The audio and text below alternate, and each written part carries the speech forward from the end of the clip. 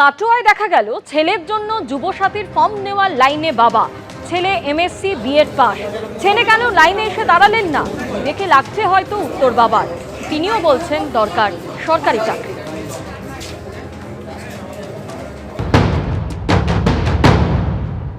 আসেনি কেন সেটা তো বলা মুশকিল। এখন হয়তো তার বিবেকে লাগছে হচ্ছে যে লাইনে দাঁড়িয়ে এমএসসি বিএড করেছে, করে বাড়িতে বসে আছে আর টিউশনি করছে, চাকরি বাকরি পাচ্ছে না, যার ফলে যে যা পাওয়া যায় তাই। চাকরি অবশ্যই দরকার, কারণ আমি সার্ভিস করতাম, আমি রিটায়ার্ড এখন। সেই হিসাবে চাকরি অবশ্যই একটা দরকার। এখন আমি আসলাম, সে এলো না, বললো তুমি নিয়ে এসো। এখন সে এড়িয়ে যাচ্ছে কেন? বর্তমান যুগে কোনো বাবা কি ছেলে বেকার ভাতা নেওয়ার জন্য খুশি হয়? এটা কি সম্ভব?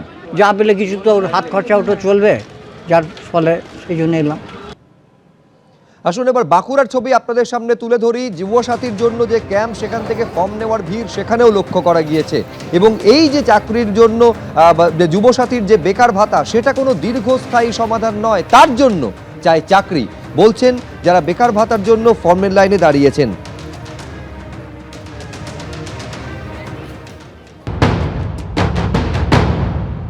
এটা আমরা দায় পড়ে এসছি আর কি, কি বলবো, যাতে আমাদের কিছুটা হয়, সেই জন্য কিছুটা সাচ্ছল্য হয়, তার সেই জন্য এটাতে তো ভোটের আগে সন্তুষ্ট করা যাকে বলে, হাতে কিছু 15 টাকা বা এরকম কিছু একটা দিয়ে সন্তুষ্ট মানুষ করছে, ভোট চাইছে মানুষের কাছ থেকে। আমরা চাইছি যাতে আমরা এইচএস পাস যেহেতু ছেলে, সেহেতু কোনো একটা কোম্পানি, আমাদের রাজ্যের মধ্যে কোনো কোম্পানিতে চাকরি বা যাই হোক কোনো একটা নিম্নমানের কিছু চাকরি পেলেও খুব ভালো হয়। একই ছবি দেখা গেল উত্তর দিনাজপুরের রায়গঞ্জে, যেখানে এই ক্যাম্পে যারা লম্বা লাইনে দাঁড়িয়েছেন তারা বলছেন টাকা নয়, চাকরি চাই। আমাদের তো চাকরি দরকার, চাকরি তো কোনো মতে কোনো কিছু হচ্ছে না। গ্রাজুয়েশন কমপ্লিট করে আমার 6-7 বছর হয়ে গেল। 6-7 বছর ধরে বাড়িতে এভাবেই বেকার বসে আছি, কোনো চাকরি নাই, কোনো কিছু নাই। এসব টাকা দিয়ে আমাদের কি হবে? এগুলা টাকা আমাদের দরকার নাই, আমাদের দরকার চাকরি। সরকার দিচ্ছে তাই জন্য আসছে, কিন্তু এসব টাকা পয়সার কি দরকার আছে? আপনি যদি সরকার আমাদের চাকরি দিত তাহলে ভালো হতো। জায়গা বদলে যাচ্ছে, জেলা বদলে যাচ্ছে, কিন্তু ছবিটা বদলাচ্ছে না। বেকার ভাতার জন্য যে ক্যাম্প করা হয়েছে, সেই ক্যাম্পে উপচে পড়া ভিড় লক্ষ্য করা গেছে পুরুলিয়াতেও। এই যে 1,500 টাকা দেওয়া হচ্ছে, কেউ কেউ বলছেন এই টাকা এসআইপিতে ইনভেস্ট করবেন তারা। ফর্মটা জমা দিয়ে মমতা দিদি আমাদেরকে যারা এখনো চাকরি পায়নি, 21 বছরের ঊর্ধ্বে যারা আছে তাদের থেকে 1500 টাকা করে বলছে দেওয়া হবে আর কি। তার জন্যে আমরা জমা দিয়েছি আর কি। কাজের টাকাটা তো এসআইপি করে দেবো, এখন 5 বছর কোনো করার নাই, এসআইপিটা ডাইলে দেবো। 5 বছরে 90,000 টাকা, 1.5 লাখ 2 লাখ টাকা উঠবে আরামসে। ওই এসআইপির টাকা এখন জমুক, তারপরে আরও মমতা দিদি থাকলে আরও কত কিছু ঘরে ঘরে চাকরি হবে। পুরুলিয়ার পাশাপাশি সিঙ্গুরেও দেখা গেল ভাতার জন্য লম্বা লাইন।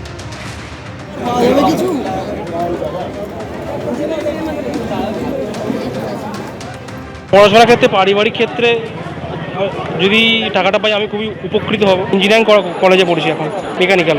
খরচাটা তো অনেকটা, তো এখান থেকে যদি খরচাটা ওঠে আমারও খুব ভালো হয়। আমার বাবা তো চাষবাস করে, বাকি আমার এছাড়া ভাই আছে, বাবা আছে, মা আছে, ঠাকুমা আছে, তাই সবার খরচা চালাতে এই সাহায্য অবশ্যই করতে হয়। চাকরি হলে তো ভালো তো হতোই, কিন্তু এখন এই পরিস্থিতিতে ভাতাটা যদি সাহায্য করুক।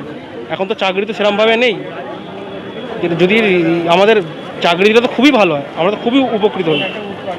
ভাতা থেকে তো চাকরি তো 100 বার ভালো। রাজ্য জুড়ে বেকার ভাতার ফর্ম বিলির দ্বিতীয় দিনের একই ছবি দেখা গেল। মুর্শিদাবাদের ডোমকলের ছবি আপনাদের সামনে আমরা তুলে ধরেছি, যেখানে প্রচুর মানুষের বেকার যুবক যুবতীদের ভিড়, কিন্তু আক্ষেপের জায়গাও তাদের কথায় ধরা পড়লো। চাকরি মিলছে না, ভাতার টাকায় কিছুটা হলেও হাত খরচ তো চলে যাবে, বলছেন তারা।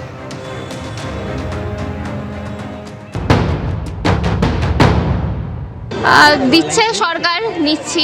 আমি এটার ভালো দিক খারাপ দিক নিয়ে কিছু বলতে চাইছি না, কিন্তু আমার অধিকার, সরকারি একটা প্রকল্প, তাই নিচ্ছি। যাদের অসুবিধা তাদের জন্য অবশ্যই ভালো, কিন্তু আমার মনে হয় না এটাতে কাদের কতটা সুবিধা হলো, বা যাদের আদৌ অসুবিধা নেই, আমি বলছি না যে আমার খুব অসুবিধা আছে, তো সরকার আরো ভালো কিছু হতে পারতো, কিন্তু ঠিক আছে, যা হয়েছে আমরা অ্যাপ্লাই করছি। এবিপি আনন্দ, এগিয়ে থাকে, এগিয়ে রাখে।